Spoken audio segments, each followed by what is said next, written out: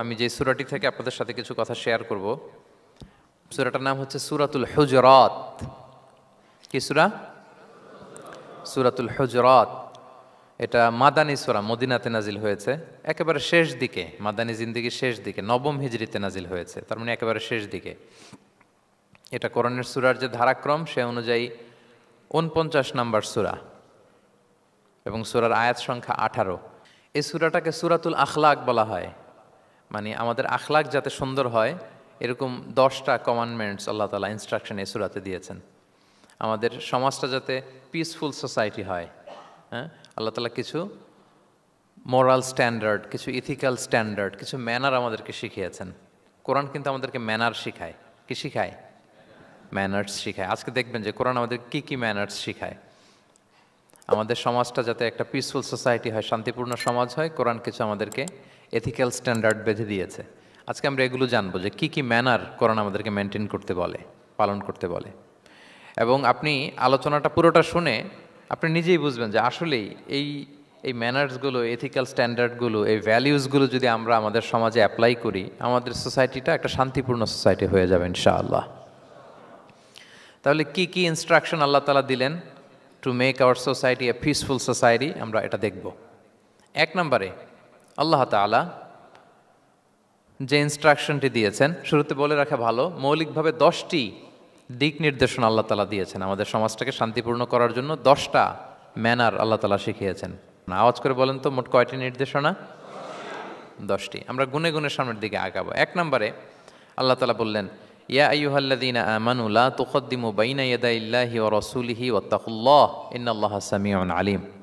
ওহে বিশ্বাসীরা, তোমরা আল্লাহ আল্লাহর রাসূল তোমাদেরকে যা করতে বলে এইটার চেয়ে বেশি অ্যাডভান্স হয়েও না, অতটুকুতেই থাকো, ওইটাতেই কল্যাণ, ওইটাতেই বরকত। আল্লাহ আল্লাহ রাসূলের চাইতে বেশি বোঝা যাবে না, ওনারা যেটা বলেছেন এটাই ফাইনাল। মা কানা লিমুমিনিন ওয়ালা মুমিনাতিন ইযা কাদাল্লাহু ওয়া রাসূলুহু আমরান আইয়াকুনা লাহুমুল খিয়ারাতু মিন আমরিহিম। আল্লাহ আল্লাহ রাসূল যদি আমাদেরকে কোনো নির্দেশনা দেয়, তখন কোনো বিশ্বাসীর জন্য এটা মানলেও চলে, না মানলেও চলে, এরকম ভাবা যাবে? আল্লাহ রাসূলের পক্ষ থেকে, আল্লাহর পক্ষ থেকে একটা আদেশ আসছে, এখন এই আদেশ আপনি মানলেও হয়, না মানলেও হয়, এরকম নাকি ব্যাপারটা? বলেন তো। বরং মানতেই হবে। বরং কি? মানতেই হবে। এটা কম্পালসারি, এটা অপশনাল না। তাহলে সমাজকে শান্তিপূর্ণ করার 1 নাম্বার গাইডলাইন হচ্ছে আল্লাহ রাসূলের পক্ষ থেকে যে নির্দেশনা আসবে এটা আপনাকে কম্পালসারি টু অ্যাবাইড বাই, এটা মানতেই আপনাকে হবে। এবং রাসূল সাল্লাল্লাহু আলাইহি ওয়াসাল্লাম যেটা শিখিয়েছেন ওইটাই স্ট্যান্ডার্ড, এর চেয়ে আর ভালো করা যায় না। এক সাহাবী বেশি ইবাদত করতে যেয়ে বললেন যে আমি আজ থেকে সারা রাত তাহাজ্জুদ পড়ব, রাতে আর ঘুমাবো না। আরেক সাহাবী বললেন আমি সারা বছর রোজা রাখবো, আমি আর রোজা ভাঙবো না। আরেক সাহাবী বলে আমি আমার স্ত্রীদের কাছে যাব না, আমি সন্ন্যাসী জীবনযাপন করব। তো রাসূল সাল্লাল্লাহু আলাইহি ওয়াসাল্লাম শুনে অপছন্দ করলেন, বললেন তোমরা নাকি এমন এমন বলেছ, আমি তো বিশ্বনবী রাহমাতাল লিল আলামিন, আল্লাহর হাবিব, আমি তো কোনো দিন রোজা রাখি, আবার কোনো দিন রাখি না। সোম বৃহস্পতিবারে রাখি, অন্যান্য দিন তো রাখি না। আবার রাতে আমি ঘুমাই, আবার তাহাজ্জুদও পড়ি, আবার আমি স্ত্রীদের সাথেও মেলামেশা করি। তো আমার এই ব্যালেন্স লাইফ লিড করেও তো আমি আল্লাহর শ্রেষ্ঠ হতে আমার কোনো সমস্যা হয় নাই, তোমাদের কি সমস্যা হলো? সুবহানাল্লাহ। দেখেন, ইসলাম খুব ব্যালেন্সড অ্যাপ্রোচে বিশ্বাস করে, ভারসাম্যপূর্ণ জীবন বিধান। তার মানে রাসূল সাল্লাল্লাহু আলাইহি ওয়াসাল্লাম যেটা শিখিয়েছেন ওইটাই স্ট্যান্ডার্ড। আপনি কি রাসূল সাল্লাল্লাহু আলাইহি ওয়াসাল্লামের চেয়ে বেশি মুত্তাকি হতে পারবেন? বুঝে থাকলে আওয়াজ করে বলুন, আল্লাহ রাসূলের চেয়ে বেশি বুজুর্গ হওয়া সম্ভব? মুত্তাকি হওয়া সম্ভব? আল্লাহওয়ালা হওয়া সম্ভব? তিনি যেটা শিখিয়েছেন ওইটাই স্ট্যান্ডার্ড। তাহলে প্রথম দিক নির্দেশনা হচ্ছে আল্লাহ আল্লাহ রাসূলের চেয়ে বেশি বোঝা চলবে। ওনারা যে নির্দেশনা দিয়েছেন সেটা মানলেই জীবনের সুখ, সেটা মানলেই কি 1 নাম্বার গাইডলাইন। সমাজ যদি শান্তিপূর্ণ সমাজ আমরা পেতে চাই, পিসফুল সোসাইটি যদি পেতে চাই। 2 নাম্বার গাইডলাইন হচ্ছে আল্লাহ তাআলা বলছেন, ইয়া আইয়ুহাল্লাযীনা আমানু লা তারফাউ আসওয়াতাকুম ফাওকা সাওতিন নাবিক ওয়া লা তাজহারু লাহু বিল কওলি কাজাহরি বা'দিকুম লিবা'দিন আন তাহবাতা আ'মালুকুম ওয়া আনতুম লা তাশউরুন।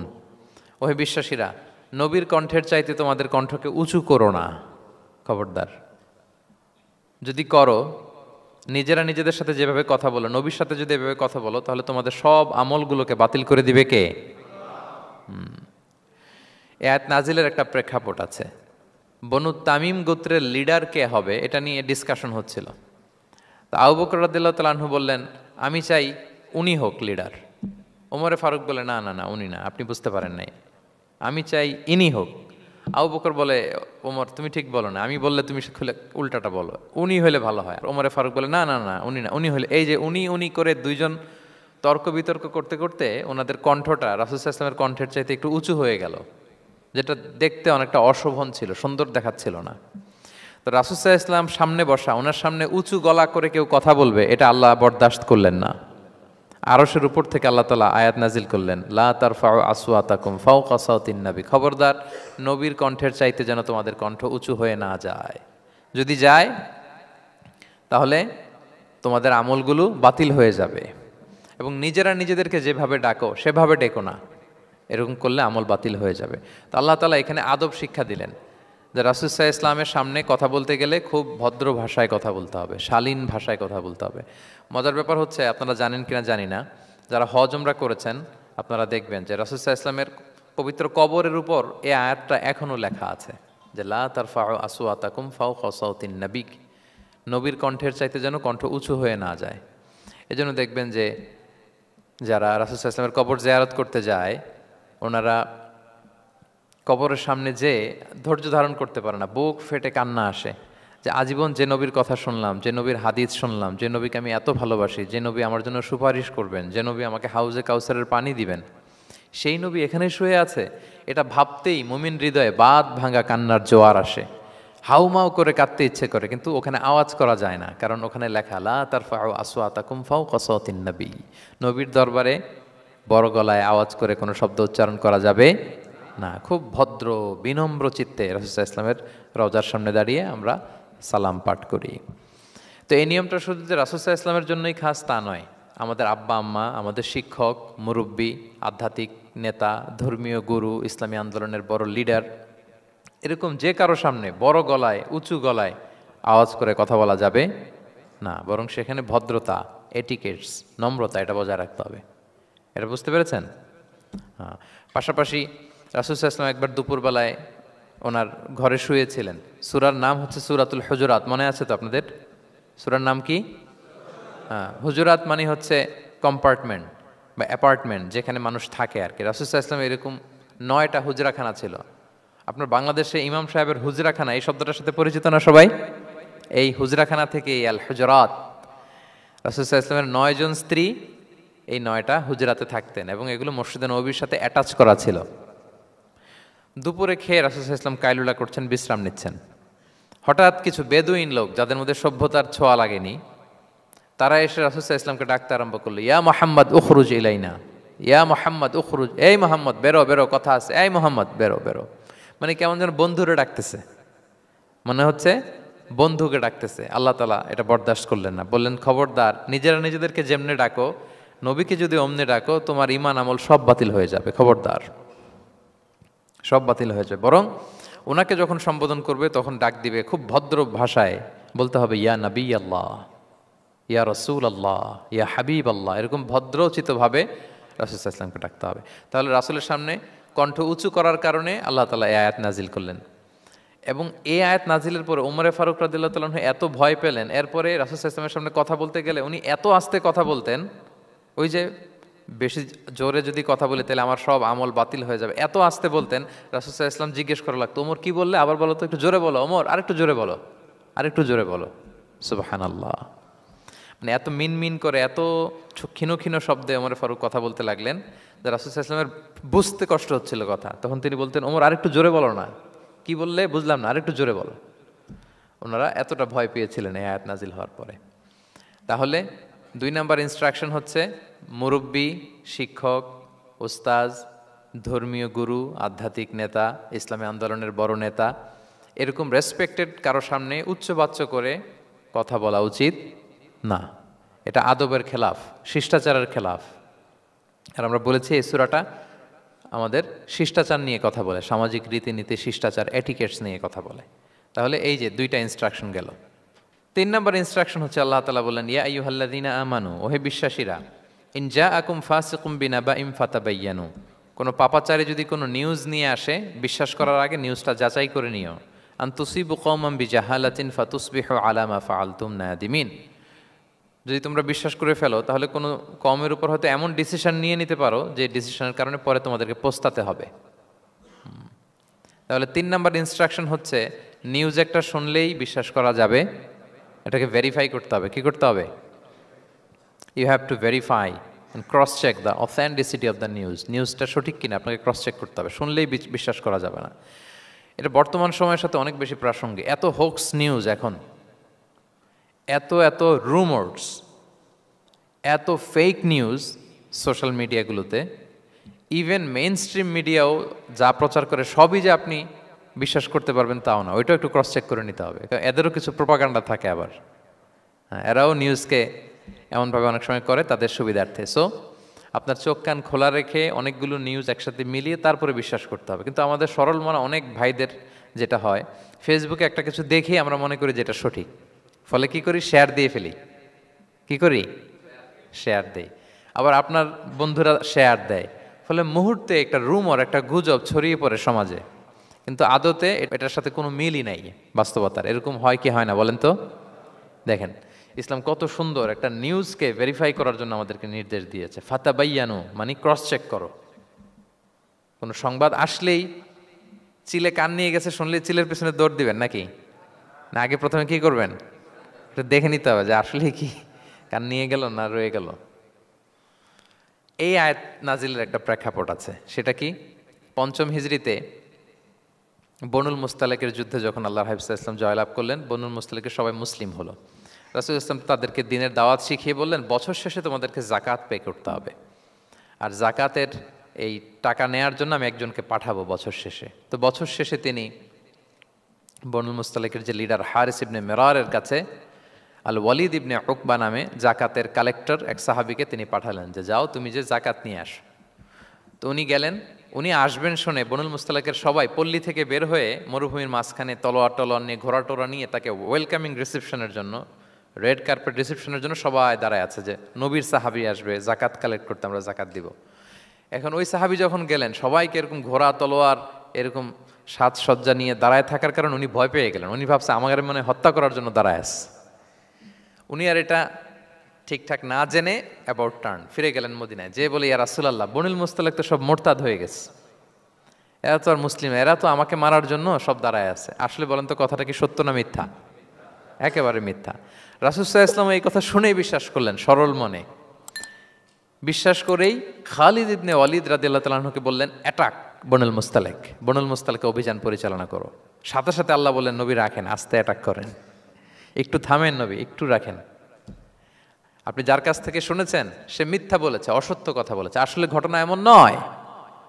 আজকে তার কথার উপর বেস করে আপনি যদি খালিদ ইবনে ওয়ালিদকে অভিযান পরিচালনা করতে বললেন, সে যে যদি অ্যাটাক করে কয়েকজনকে হত্যাও করে ফেলতো, এই যে রক্তপাত হতো, ব্লাড শেড, এটার দায় কিন্তু আপনি এড়াতে পারতেন, কারণ আপনি আদেশ দানকারী। আল্লাহ রাসূল সাল্লাল্লাহু আলাইহি ওয়াসাল্লামকে থামালেন আল্লাহ তাআলা আয়াত নাজিল করে যে আপনি ক্রস চেক করেন। পরে রাসূল সাল্লাল্লাহু আলাইহি ওয়াসাল্লাম ক্রস চেক করে লোক পাঠিয়ে জানলেন যে না, এমন কিছুই নয়, তারা কেউ মোরতাদ হয় নাই, সবাই তারা মুসলিমই আছে, তারা ওয়েলকামের জন্য আসছিল, উনি ভাবছে যে ওনাকে হত্যা করার জন্য দাঁড়ায় আছে। তাহলে চিন্তা করছেন যুগে যুগে এই সমস্যা আছে না নাই বলেন? রাসূল সাল্লাল্লাহু আলাইহি ওয়াসাল্লামের জীবনীতে এই ঘটনা ঘটিয়ে আমাদের চোখে আঙ্গুল দিয়ে আল্লাহ তাআলা বুঝাতে চাইলেন যে কোনো নিউজ আসলেই এটা ভেরিফাই না করে বিশ্বাস করা যাবে না। যত মেইন স্ট্রিম মিডিয়া হোক, ওটা শুনলে আপনি আরও কয়েকটা, আরও আপনার সোর্স থেকে আপনি একটু জানবেন, এরপরে আপনি বিশ্বাস করবেন। নাকি বিশ্বাস না করে শেয়ার দিবেন? দিবেন? আপনি কি জানেন যে একটা কথা শুনেই ক্রস চেক না করে অ্যাকশনে যাওয়াতে কত পরিবার ভেঙে যায়, কত সম্পর্ক ভেঙে যায়? আমাদের মধ্যে এই প্রবণতা আছে। আপনার ছেলের ব্যাপারে একজন একটা কথা বললো, এসে ছেলের মারপিট, জিজ্ঞেসও করেন না এটা। আপনার মেয়ের ব্যাপারে একজন এসে একটা বাজে কথা বলছে, এসেই আপনি মেয়ের সাথে খারাপ আচরণ। আপনার ওয়াইফের ব্যাপারে একজন বললো আর কি যে ভাই আপনি এখানে, ভাবিকে তো দেখলাম ওইখানে আরেকজনের সাথে, আপনি এসেই আপনার স্ত্রীর উপর চড়াও অথবা গায়ে হাত তুললেন। তো হতে পারে যে ওই ভদ্রলোক অন্য কোনো মহিলাকে দেখেছে যে দেখতে আপনার স্ত্রীর মতো, এরকম হতে পারে কি পারে না বলেন? তো এই যে আপনি ক্রস চেক না করে, ভেরিফাই না করে যে অ্যাকশনে গেলেন, এতে সমস্যা হবে না সমাজে? পরিবার ভাঙে, সমাজে সম্পর্ক নষ্ট হয়, কলহ বাঁধে।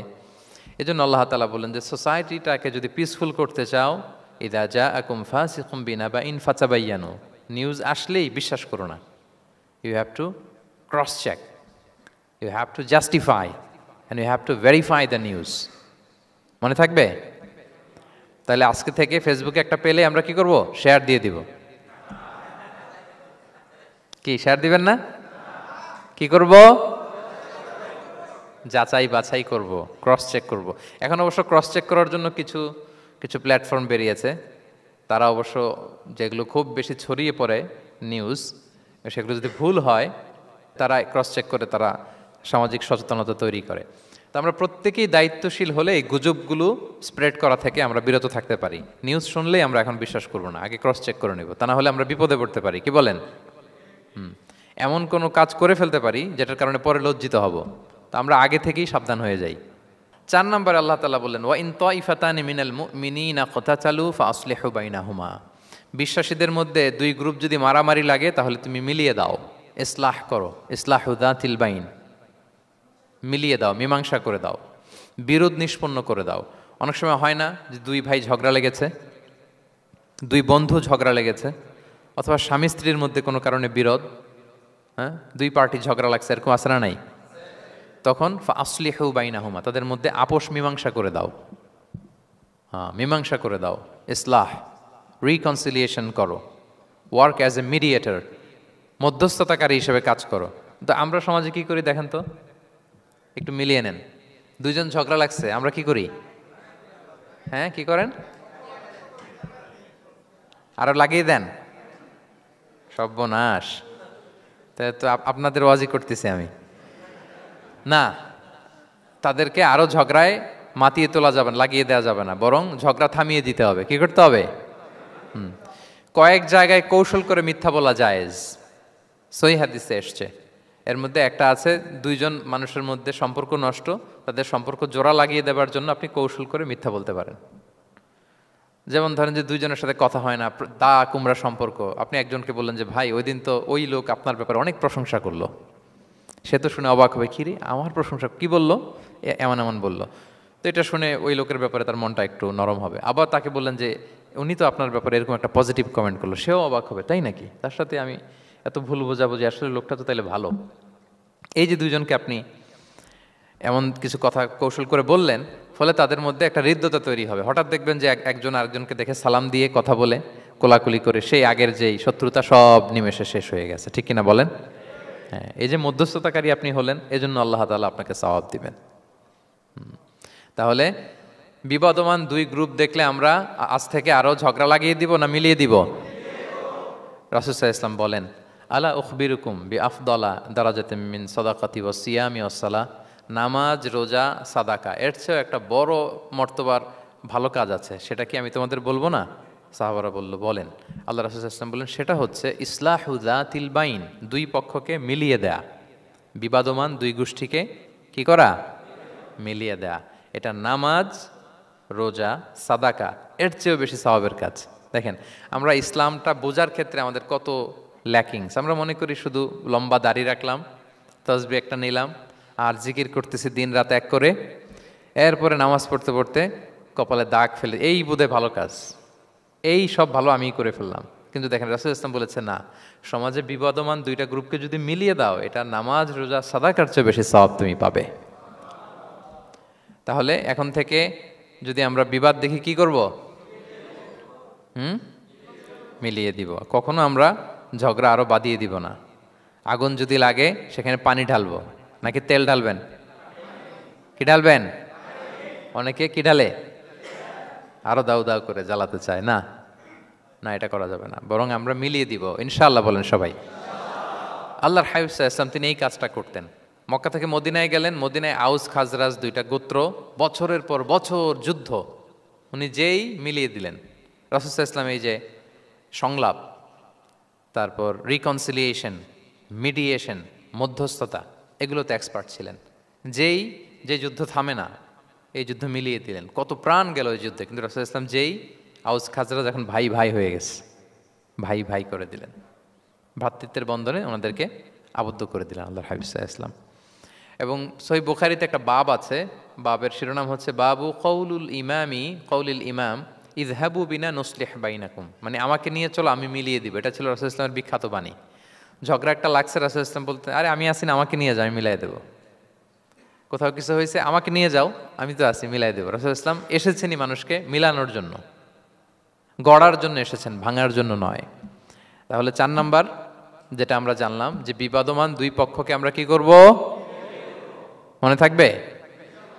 এই যে আমি শুরুতে বলেছিলাম যে একটা শান্তিপূর্ণ সমাজ যদি আপনি গড়তে চান তাহলে এই 10টা ইনস্ট্রাকশনের কোনো বিকল্প নাই।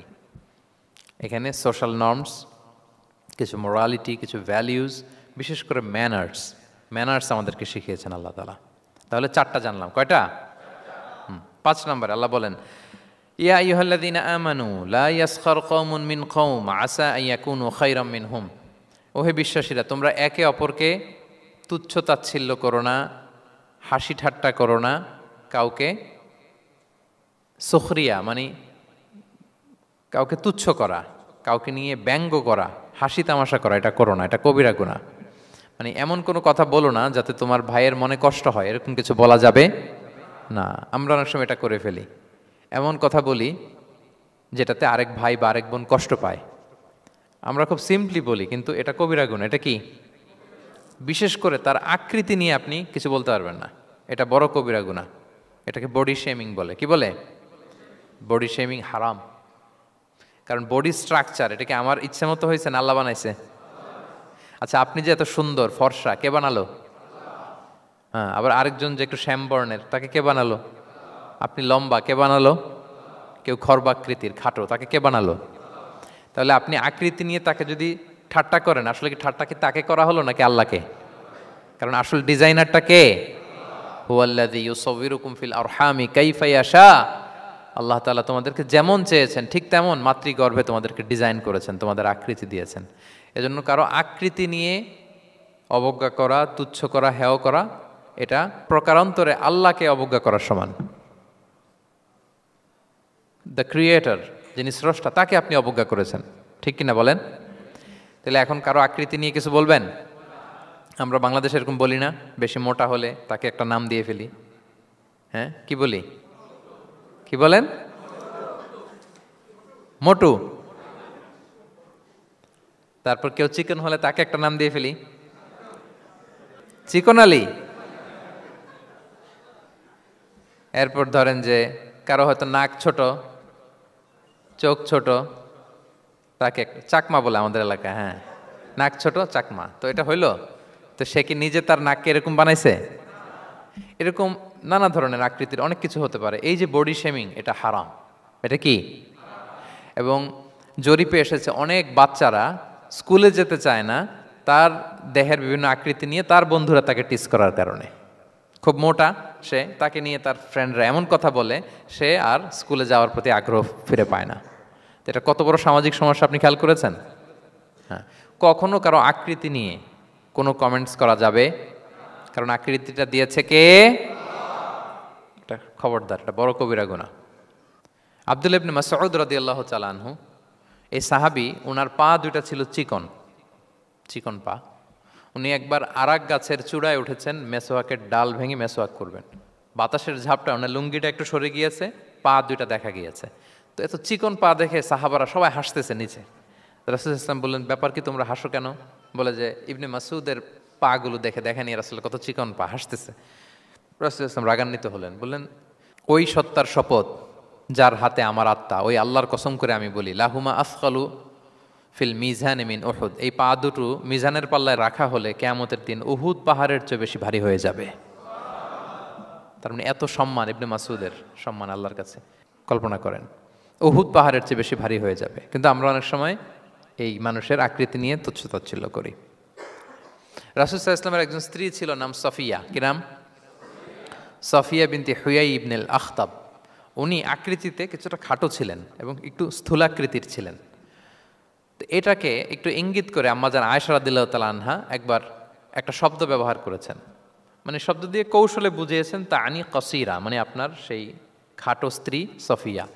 নারীদের মধ্যে এটা থাকে স্বাভাবিক, মানবীয় কারণে। একাধিক স্ত্রী হলে মানবীয় কারণে একটু জেলাসি বা একটু কিছু বিষয় থাকে, এটা থেকে মানুষ বেরোতে পারে না, এবং সেটা নবীদের স্ত্রীরাও সেটা থেকে বেরোয়া সম্ভব ছিল না। তো কথা বলতে বলতে এমন একটা শব্দ বললেন যেটা দিয়ে সাফিয়া রাদিয়াল্লাহু তাআলা আনহাকে বুঝালেন যে আপনার অমুক স্ত্রী, মানে তিনি আকৃতিতে কিছুটা খাটো এবং কিছুটা স্থূলাকৃতির। এই শব্দটা রাসূল ইসলাম পছন্দ করলেন না, বললেন, আয়েশা, এটা তুমি কি বললে? আয়েশা তুমি কি জানো, লাকুত কুলতি কালিমা, তুমি এমন একটা শব্দ বলেছ সফিয়ার ব্যাপারে, লাউ মুজিজাত বিমা ইল বাহরিলা মাজহাজাতহু, এই শব্দটা যদি নীল সাগরে ছেড়ে দেয়া হয় তাহলে এই শব্দের পঙ্কিলতার কারণে নীল সাগরের পানি মুহূর্তেই কালো হয়ে যাবে। আর এরকম শব্দ যেন আমি না শুনি। আমার জান আয়েশা রাদিয়াল্লাহু তাআলা সচেতন হয়ে গেলেন, আর কখনো এরকম বলেননি। দেখেন রাসূলুল্লাহ ইসলাম কখনো এই বডি শেমিংকে স্পেস দিতেন না, কখনো না। আমরা এগুলোকে ছোট মনে করি, কিন্তু যাকে আপনি বলেন সে অনেক কষ্ট পায় মনে, সে খুব মনে কষ্ট পায়, এজন্য এটা বলা যাবে না, খবরদার। রাসূলুল্লাহ সাল্লাল্লাহু আলাইহি ওয়াসাল্লাম বলেন, ইন্নাল আবদা লা ইয়াতাকাল্লামু বিল কালিমাতি মা ইয়াতাবায়্যানু ফিহা ইয়াজিল্লু বিহা ফিন্নার। মানুষ অনেক সময় মুখ ফসকে এমন কমেন্ট করে ফেলে অন্যের ব্যাপারে, এটা দিয়ে সে মাঝে মাঝে জাহান্নামী হয়ে যায়, কিন্তু সে ভাবেই নাই এই শব্দে আমাকে জাহান্নামে ঢুকাবে। কারণ এই মুখ দিয়ে যা বেরোয় এটা বলতে অনেক সাবধানে। রাসূলুল্লাহ ইসলাম বলেছেন, দুইটা অঙ্গের গ্যারান্টি যদি কেউ আমাকে দেয় আমি তাকে জান্নাতের গ্যারান্টি দেই। মাইয়াদমান লি মা বাইনা লিহিয়াইহি ওয়া মা বাইনা রিজিলাইহি আদমান লাহুল জান্নাহ। দুই অঙ্গের গ্যারান্টি যে দেয় তাকে আমি জান্নাতের গ্যারান্টি দেই। এক হচ্ছে দুই চোয়ালের মাঝখানে যা আছে মানে জিহ্বা, এই জিহ্বার গ্যারান্টি যদি দেয়। আরেকটা হচ্ছে দুই পায়ের মাঝখানে যা আছে মানে মানুষের প্রাইভেট। এই দুইটা অঙ্গের গ্যারান্টি যদি কেউ দেয় যে এই দুই অঙ্গ দিয়ে আমি কোনো পাপ কাজ সংগঠিত করব না, বিশ্বনবী সাল্লাল্লাহু আলাইহি ওয়াসাল্লাম বলেন আমি আমার ওই উম্মতকে জান্নাতের গ্যারান্টি দেই। তাহলে তুচ্ছ তাচ্ছিল্য ঠাট্টা বিদ্রুপ করা যাবে না। 6 নম্বরে ওয়ালা তালমিজু আনফুসাকুম, তোমরা অন্যের বদনাম করে বেরিও না। লামজ আসছে লুমাজা থেকে, ওয়াইলুল লিকুল্লি হুমাজাতিল লুমাজা, যে প্রকাশ্যে অন্যের বদনাম করে বেড়ায়, অন্যের দোষ খুঁজে বেড়ায়। একদল লোক আছে দেখবেন শুধু অন্যের দোষ খোঁজে, নিজের দিকে আঙ্গুল যায় না। কিন্তু এইভাবে আরেকজনের দিকে আঙ্গুল দিলে যে 3টা আঙ্গুল নিজের দিকে যায় এটা আবার ভুলে যায়। কাউকে যদি আমি এরকম করি, আমার দিকে কয় আঙ্গুল বলেন? এই 3টা কার দিকে? আর আরেকজনের দিকে 1 আঙ্গুল। তো কাউকে কিছু বলার আগে 3বার নিজেরটা ভাববেন যে নিজে কি করেন। ওলা তাল মিজাং, অন্যের বদনাম করো না, প্রকাশ্যে অন্যের দোষ খোঁজো না। সবচেয়ে বুদ্ধিমান সে যে নিজের দোষ খোঁজে, নিজের সমালোচনা যে করতে পারে সেই সর্বাপেক্ষা বুদ্ধিমান। কিন্তু আমরা একদল আছি শুধু সমালোচনা, ওর এই সমস্যা, ওর এইটা, ওর মানে তার দায়িত্ব হচ্ছে সবার সমস্যা বের করা। এরকম দায়িত্বপ্রাপ্ত কিছু লোক আছে না নাই? সবাই না, এগুলো থেকে আমাদের বেরিয়ে আসতে হবে। অন্যের দোষ খোঁজা বাদ দিতে হবে, দোষ খুঁজলে নিজের দোষ খুঁজতে হবে। আমরা আত্মসমালোচনা করবো। খেয়াল রাখবেন সবচেয়ে ভালো হচ্ছে আত্মসমালোচনা, সবচেয়ে ভালো কি? তারপরে মোটামুটি ভালো হচ্ছে আলোচনা, আর সবচেয়ে খারাপ হচ্ছে সমালোচনা। কিন্তু আমরা সবচেয়ে করি বেশি কোনটা? এটা চেঞ্জ করতে হবে, আত্মসমালোচনা বাড়াইতে হবে। আমি প্রায় একটা কথা বলি, small people talk about people, average people talk about things, great people talk about ideas. ছোট মনের মানুষ যারা, এরা মানুষ নিয়ে কথা বলে, এর এই সমস্যা ওরে। মাঝারি ধরনের যারা, এরা বিভিন্ন বিষয় নিয়ে, ঘটনা নিয়ে কথা বলে। গ্রেট মাইন্ড যারা, এরা আইডিয়া নিয়ে কথা বলে, যে এই আইডিয়া ইমপ্লিমেন্ট করলে সমাজের এটা সমাধান হবে, এই আইডিয়া জেনারেট করতে পারলে এইটা কাজ হবে। তো এখন বলেন, আপনি কি ছোট মনের মানুষ হবেন না বড় মনের? অন্যের দোষ খুঁজবো আর তাহলে কারটা খুঁজবো? ইনশাল্লাহ বলেন সবাই। কটা গেল? 7 নাম্বার, ওয়ালা তানাবাজু বিল আলকাব, কাউকে মন্দ উপনামে ডেকো না। মন্দ উপনামে ডেকো না মানে কাউকে একটা বিশেষ নাম দিও না, তার নামটা সুন্দরভাবে ডাকো। নাম বিকৃতি করা কবিরা গুনাহ। নাম আপনি বলুন, হুজুর এটা একটা কথা হইলো, নাম বিকৃতি করছি তো কি হয়েছে? এটা আপনার কাছে সমস্যা নাই। ধরেন যে ওই লোকের নাম আব্দুল্লাহ, আপনার কাছে আব্দুল্লাহ এটা সিম্পল, ধুর আব্দুল্লাহ একটা কিছু হইলো। কিন্তু যার নাম আব্দুল্লাহ তার কাছে এটা অনেক দামি। তার কাছে কি? কারণ এটা তার পরিচয় বহন করে। ধরেন যে আমার নাম কি মিজান, আপনার কাছে মনে হয় আরে মিজান একটা নাম হইলো, তা আমার কাছে তো এটা অনেক গুরুত্বপূর্ণ, কারণ এটা আমার পরিচয় বহন করে। এই নামে মানুষ আমাকে ডাকে, ফলে এটা আমার খুব আদরের, আমার কাছে বড্ড যত্নের, দরদের নামটা। আপনার কাছে নাও হইতে পারে। মানুষ প্রত্যেকে তার নিজের নামকে খুব পছন্দ করে। দেখবেন যে মানুষ কাগজ পেলে নিজের নামটা লেখে, সিগনেচার দেয় একটা, দেখবেন দেয়। এরপর দেখবেন যে সি বিচে ঘুরতে গেলে বালুর মধ্যে নিজের নামটা লিখে, দেখবেন লিখে। শুধু তাই না, লিখে আবার একটা লাভ আঁকে, লাভ চারদিকে আঁকে। কেন আঁকে? কারণ এই নামটা সে পছন্দ করে অনেক, এটা তার কাছে গুরুত্বপূর্ণ, আপনার কাছে নাও হতে পারে। এজন্য প্রত্যেকে প্রত্যেকের নামটা তার কাছে খুব আদরের যত্নের, তার নামটা আপনি সুন্দরভাবে বলবেন। নাম আপনি বিকৃত করতে পারবেন না। এটা কি গুনাহ? সগীরা কবিরা গুনাহ। এটা আমরা সমাজে করি, নাম বিকৃত করি না, নাম বিকৃত করা যাবে না। ওয়ালা তানাবাযু বিল আলক, মন্দ নামে ডেকো না। আমাদের সমাজে এটা আছে, দেখবেন যে বাবা মা সুন্দর নাম রেখেছে আবু বকর, ওকে ডাকে বক্কইরা, আছে না এরকম? তারপর নাম রেখেছে ধরেন আব্দুল কুদ্দুস, ওকে ডাকে, নাম রেখেছে আব্দুল ওয়াক্কাস, ওকে ডাকে। এই বিকৃতি আপনি করতে পারবেন? কারণ কিয়ামতের দিন আপনার নাম ধরে, আপনার বাবার নাম ধরে ডাকা হবে। তুদআউনা ইয়াউমাল কিয়ামাতি বিআসমাইকুম ওয়া আসমাই আবাইকুম। কিয়ামতের দিন তোমার নাম, তোমার বাবার নাম, যখন আপনাকে ডাকবে ফেরেশতারা, আপনার নাম এবং আপনার বাবার নাম ধরে ডাকা হবে। এজন্য রাসূল সাল্লাল্লাহু আলাইহি ওয়াসাল্লাম বলেন ফা আহসিনু আসমাক, তোমাদের নামগুলো সুন্দর রেখো, নাহলে সেই দিন ডাকবে বল্টুর ছেলে কল্টু দাঁড়াও, তখন এই কোটি কোটি মানুষের সামনে আপনি এই নাম নিয়ে দাঁড়াবেন আর লজ্জায় পড়বেন। আর যদি বলে আব্দুর রহমানের ছেলে আব্দুল্লাহ আসো, কত সুন্দর। নামগুলো ভালো আলেম দিয়ে ক্রস চেক করে কনসালটেশন করে এরপরে রাখবেন। আর কাউকে মন্দ নামে কখনো ডাকা যাবে না, তার বংশের কোনো খারাপ কিছু দিয়ে তাকে ডাকা যাবে না। ধরেন একজনের বাবা ছিল চোর, কিন্তু তার সন্তান সে সৎ মানুষ হইতে পারে না, এখন বাবার কথা কি আপনি চোরের পোলা বলে ডাকতে পারবেন? না, আপনি ডাকবেন না, বলতে পারবেন না, কারণ সে তো ভালো। তাহলে নাম বিকৃত করা, মন্দ উপনামে ডাকা, এটা কবিরা গুনাহ। এটা আমরা কখনো করব? মনে থাকবে প্রিয় ভাইরা? আচ্ছা, 8 নম্বরে আল্লাহ তাআলা বলছেন ইয়া আইয়ুহাল্লাযীনা আমানু জিতানিবু কাসীরাম মিনায-যন, ওই বিশ্বাসীরা তোমরা ধারণা থেকে বেঁচে থাকো। ইন্না বা'দা-যন্নি ইসমুন, কিছু কিছু ধারণা আছে এটা পাপ। ধারণা, অ্যাজাম্পশন করে কথা বলা নিষেধ।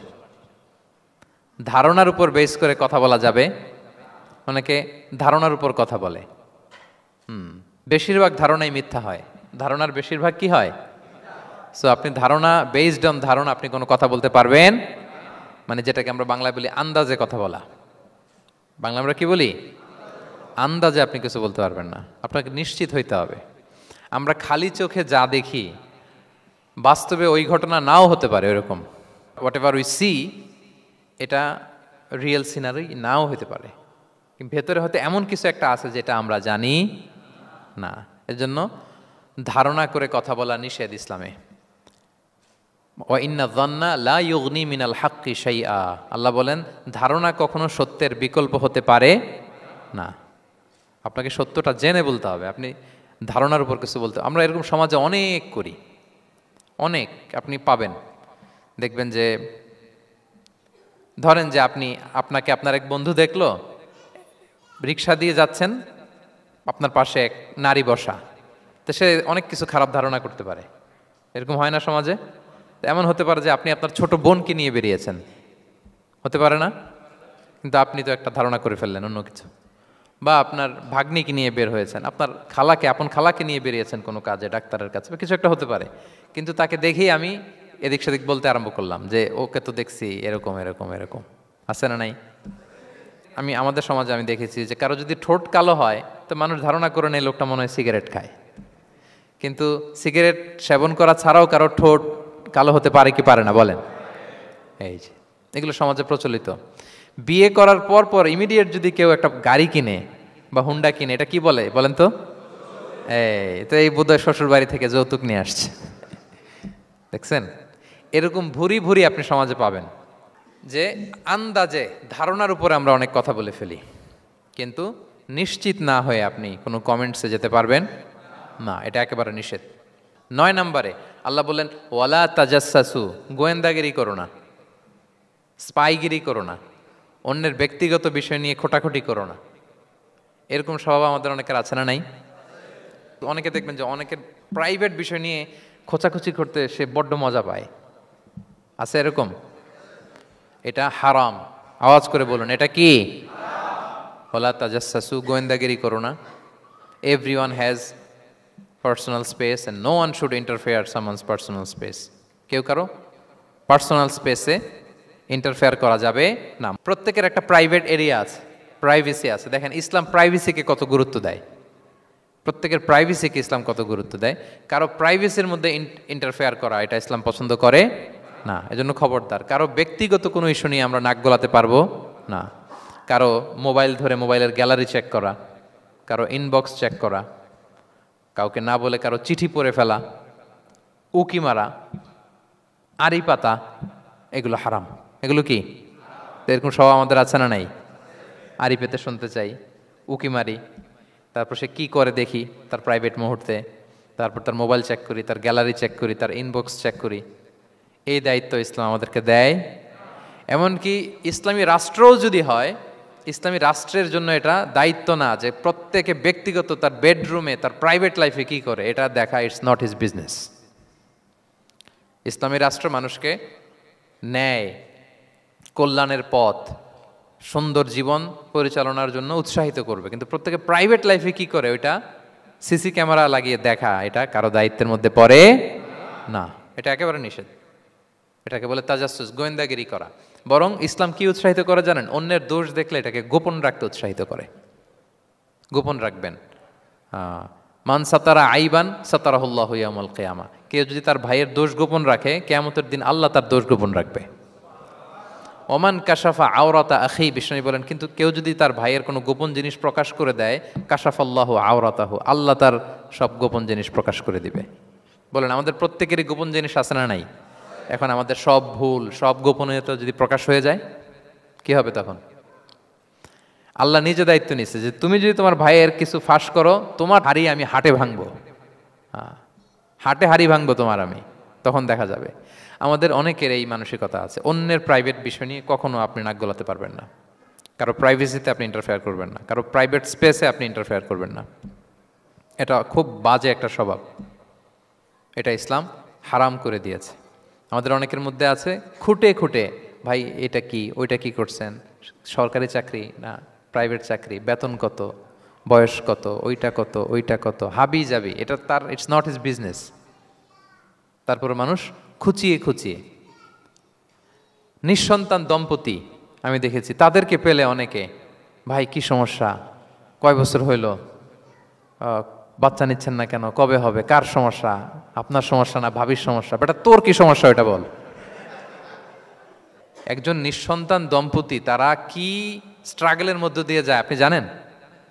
এটা তার জন্য পরীক্ষা। ওই পরীক্ষার মধ্যে আপনি খুঁচিয়ে খুঁচিয়ে, মানে সে kind of he is a gynaecologist, সে আপনার ইয়ে করতেছে, ট্রিটমেন্ট দিচ্ছে, ভাই কি হয়েছে, এইটা ওইটা, তাদেরকে বিব্রত করে একটা পরিস্থিতিতে ফেলা, এম্বারাসিং একটা সিচুয়েশনে ফেলা, এটা হারাম। এই ম্যানারগুলো ইসলাম আমাদেরকে ধরে ধরে শেখায় যে এটা তোমার বিজনেস না, তুমি খুঁচিয়ে খুঁচিয়ে মানুষের ব্যক্তিগত বিষয় যেটাতে সে বিব্রত বোধ করে, এগুলো তুমি জিজ্ঞেস করতে পারো না। আল্লাহ বলেছেন, খবরদার, ওলা তাজাসসু, ওলা তাজাসসু, গোয়েন্দাগিরি করো না, কারো ব্যক্তিগত বিষয় না। অনেকের এটাতে খুব ইন্টারেস্ট, কার স্ক্যান্ডাল বেরোইছে। প্রায় দেখবেন যে এরকম দেখা যায়, অমুক নেতার স্ক্যান্ডাল ফাঁস, অমুক নায়কের স্ক্যান্ডাল ফাঁস। তোমার স্ক্যান্ডাল কবে ফাঁস হবে এটা বলো? নিজের চরকায় তেল দিতে হবে। আরেকজনের কি হলো, তার কি ভুল আছে, দোষ ত্রুটি আছে, ওগুলো খুঁজে দেখার জন্য আল্লাহ আমাকে দুনিয়ায় পাঠায়। তাহলে আমরা যেন কারো প্রাইভেসি হ্যাম্পার না করি, প্রিয় ভাইরা।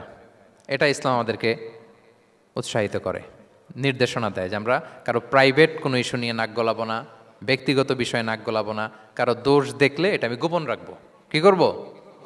আনলেস ইউ আর এ জাজ, আপনি বিচারক, আপনার কাছে আসছে, তখন আপনি বিচার করবেন। কিন্তু এমনি এমনি আপনি জাজমেন্টাল হতে পারবেন না। You can not jump to the conclusion, একটা কিছু আন্দাজে বলে ফেলতে পারবেন না। এই দায়িত্ব আপনাকে দেয়া হয়নি। ইসলামে ব্যভিচারের মতো কোনো বিষয় দেখলেও আপনি বলতে পারবেন না।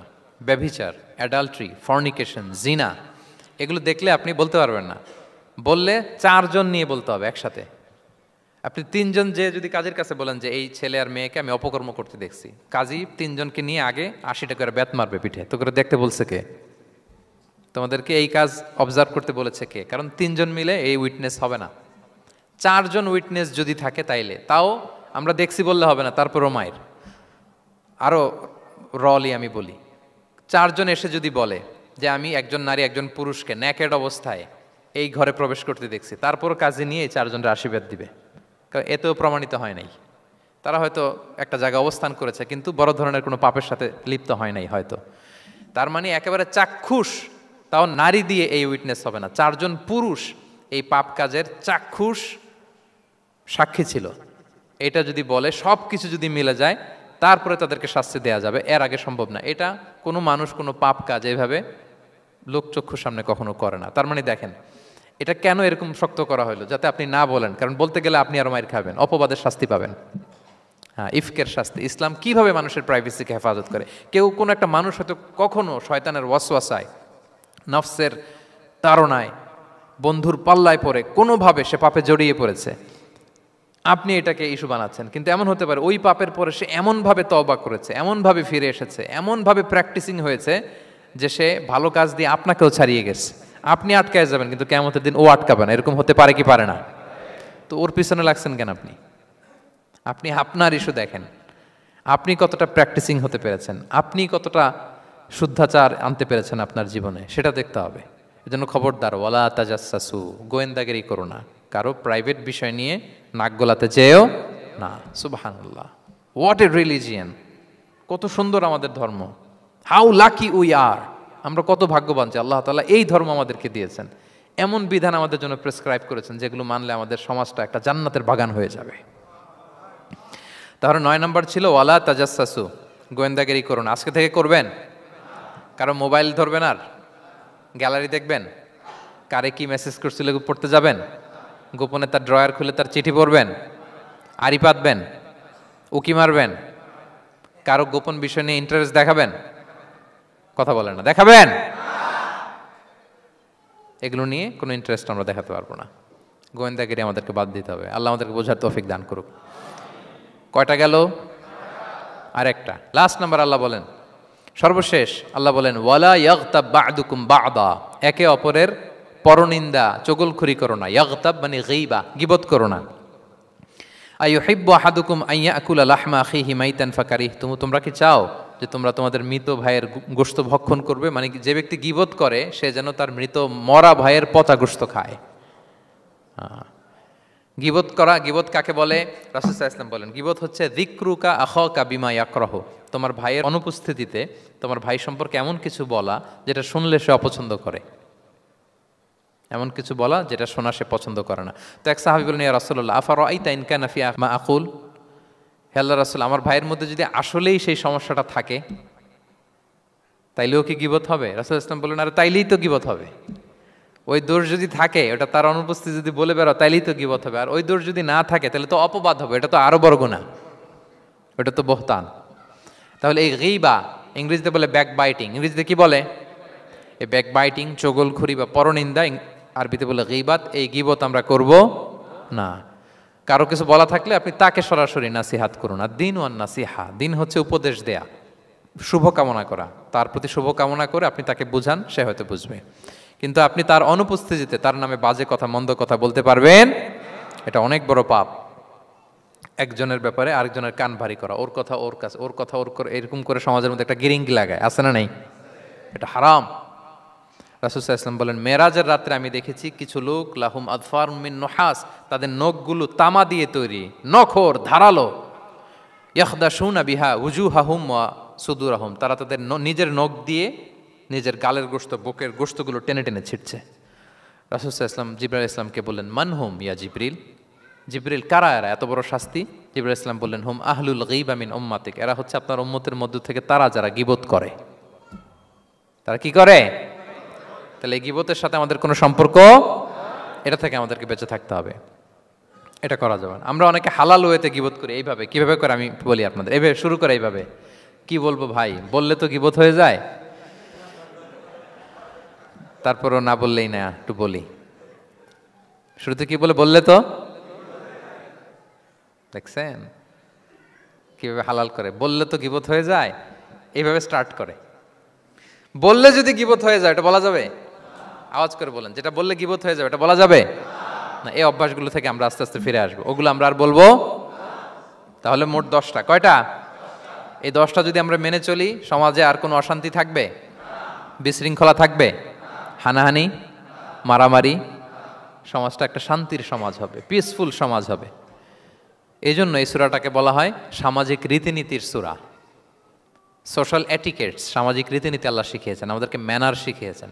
আজকে বাড়িতে যে সূরাতুল হুজরাতটা পড়বেন, যাদের কাছে আমার এক নজরে কোরআন আছে আগে ওটা থেকে দেখবেন, এরপর কোনো তাফসির থেকে বঙ্গানুবাদ থেকে বঙ্গানুবাদ দেখবেন, তাফসির পড়বেন, দেখবেন যে ক্লিয়ার হয়ে যাবে। এরপর নিজেই আপনার ফ্যামিলিকে নিয়ে আপনি তালিম দিবেন এই সূরাটার উপর। পারা যাবে তো? দেখবেন যে সমাজটা শান্তিপূর্ণ হয়ে যাবে। আল্লাহ তাআলা আমাদের সমাজকে শান্তিপূর্ণ করুক।